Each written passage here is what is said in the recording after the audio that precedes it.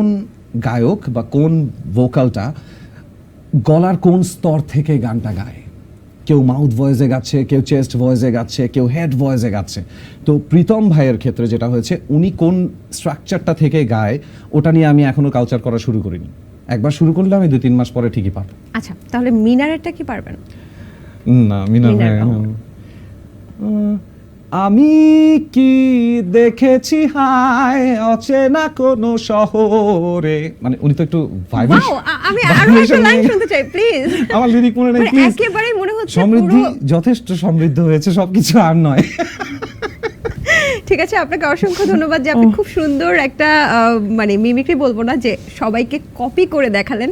খুবই চমৎকার। ওটাই আমি বারবার বলছি, ইটস নট কপি। Fantastic. ওনাদের মধ্যে অসাধারণ কিছু ব্যাপার আছে, ওগুলা যখনই কেউ নেয়ার চেষ্টা করবে তখনই এটা হবে। যে কোনো অ্যাক্টর যদি আজকে একজন মোশাররফ করিমকে বা একজন হুমায়ুন ফরিদিকে নকল করতে যায়, তো সে যখন মা বলবে না, তখন কোথাও কেউ নেইতে স্বয়ং হুমায়ুন ফরিদি তার তৎকালীন স্ত্রী সুবর্ণা মুস্তফাকে যেই মা ডাকটা দিয়েছিলেন না, সেটাই দেবে। শিখতে হবে সুন্দর জিনিসটা, সুন্দরে যেতে হলে। So this is the thing. আমি এই আর্টিস্টগুলোকে ঘাটিয়েছি, ওনাদের গান ঘন্টার পর ঘন্টা শুনে শুনে শিখেছি বলে এই জায়গাটুকুতে আসা গেছে। আপনি যে কোথা থেকে কি বলছেন ধরতেও পারছি না।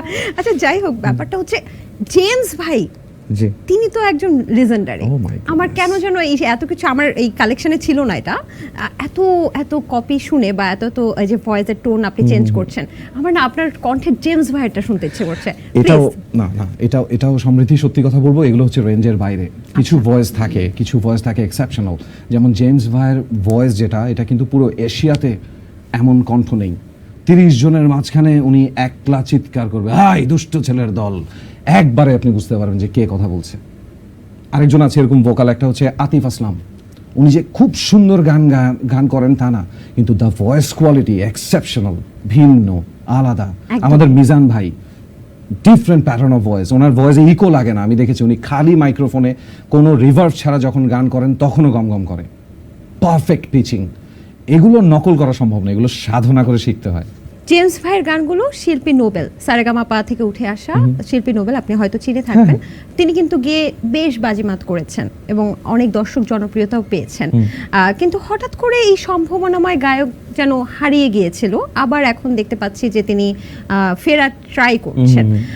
আপনি নোবেলকে কতটুকু পছন্দ করেন বা ওনার সম্পর্কে আপনার কিছু বলার আছে কিনা? আচ্ছা, প্রথম কথা, আমি ওনাকে ব্যক্তিগতভাবে চিনি না। সোশ্যাল মিডিয়া এবং নিউজ অ্যান্ড টিভি চ্যানেল যদি সব কিছু সত্য দেখিয়ে থাকে, তাহলে আমি যেটা দেখেছি তাহলে সেটা হচ্ছে ওনার ভয়েসটা অসাধারণ। উনি যদি গান গায়ে মনোযোগ দিয়ে উনি ফাটিয়ে দিতে পারবেন, এই ধরনের একটা পাওয়ারফুল ভয়েস তার আছে।